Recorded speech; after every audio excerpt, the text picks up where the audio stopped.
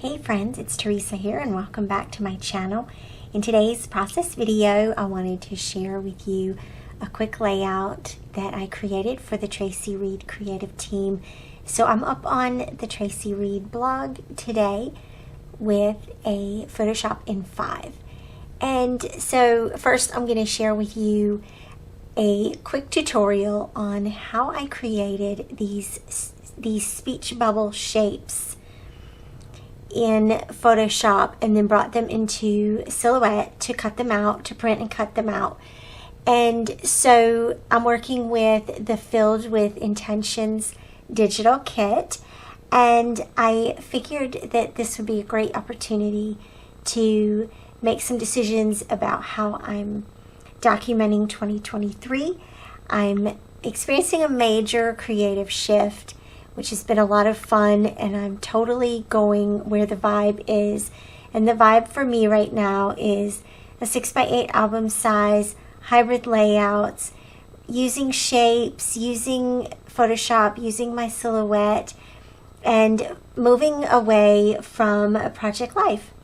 And so let me share with you real quick how I created these speech bubbles. You can see this is the Photoshop version of the layout that I created, and so you can see how I have background pattern papers brought into the frame. I started out with a canvas size that is 8.5 by 14 inches. And what that does is it makes it easier, one, to lay out the page and get the scale for these embellishments, and two, it makes it a little easier to print. If there are things that I need to print from Photoshop, I can do that pretty easily. Just toggle the layers on and off that I need and get that printed pretty easily. And in your print preview, you can slide from side to side so that you have a full 2-page spread to look at all at once. And so I mentioned the pattern papers here for the background. Then there's also, this is a traveler's notebook signature, and I've slid it over a little bit just to house my journaling. And it just shows a little bit, let's see, about 2.5 inches of it are showing. And then I also just wrote in my journaling that's on a text layer, and the font that I'm using is called Modern Number 20. I've been liking this font. It's pretty simple and fairly easy to read. It's in a 9-point size, and so I just wrote 10 little things just to remember going into a new year, a year that I'm not sure that I'm ready for. I don't know I have some uncertainties and questions about what the new year is going to hold. And so I just did bullet point journaling just to calm myself, reassure myself that I've got this. And so that'll be printed out along with the speech bubbles, the pattern papers, and the photos. And then when I added in the pattern papers, I also layered in some of these digital stamps. And so there's a beautiful collection of digital stamps included with this collection. And I just load them in as a brush, and then you'll have access to them. You can pick a color that you want. Let's see. It likes it to be on certain layers. I just put it on to the pattern paper layer, and then just stamp your thing. It doesn't want to show. Wrong. There we go. That one. So you can see how easy that is to place that. I'm just going to undo real quick. Alright, so the thing you came for was how to do these little speech bubbles. And so I'm going to Let's see if I have one opened up just by itself. I don't. So let me open this sticker or embellishment. I can't remember which it is. Let's look in the stickers folder. Yep, it's a sticker. Okay, so there were two in the stickers folder. The live a life you're proud of, and the reminder are both in the sticker folder. So I'm going to open this up, and I'm just going to show you here on this individual one. So when you open up this embellishment, it's on layer 1. It may be on a locked layer. You may need to unlock the layer or whatever. And what I do is add a layer and drag it underneath. That way, if I need to make the canvas size a little bit larger, I can. You can always go back and do that later if you forget or whatever. But I'm also going to add another layer on top. And I'm going to select black as a color in the color picker. And I'm going to go to the fill tool or the paint bucket tool, and I'm going to just fill that whole layer in.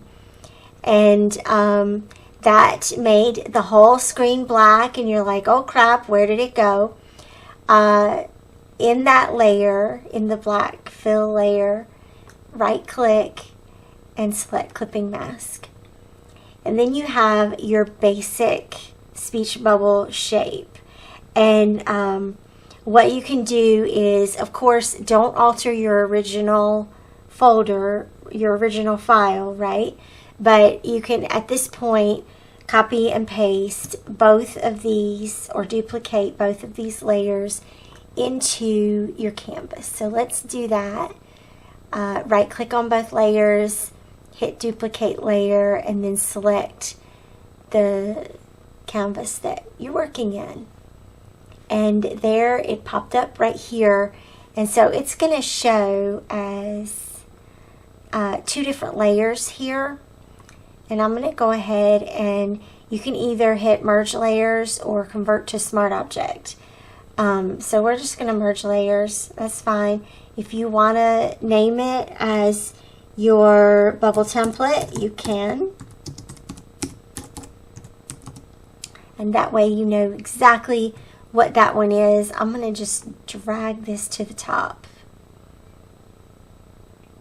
There we go. And that way it's easier to move it around. You can copy paste it. You can duplicate the layer, and that way you have more than one. And then you're going to want to bring in your pattern paper or your journal card or your traveler's notebook signature, whatever it is that you're choosing to use. Open that up and select duplicate layer and bring that into the folder that you're working on. And of course, this is a pattern paper, and so it's come in as a full 12 by 12. So if you clip this onto your speech bubble the way that it is, you're probably only going to see just a few of the stripes. Let's see what that looks like.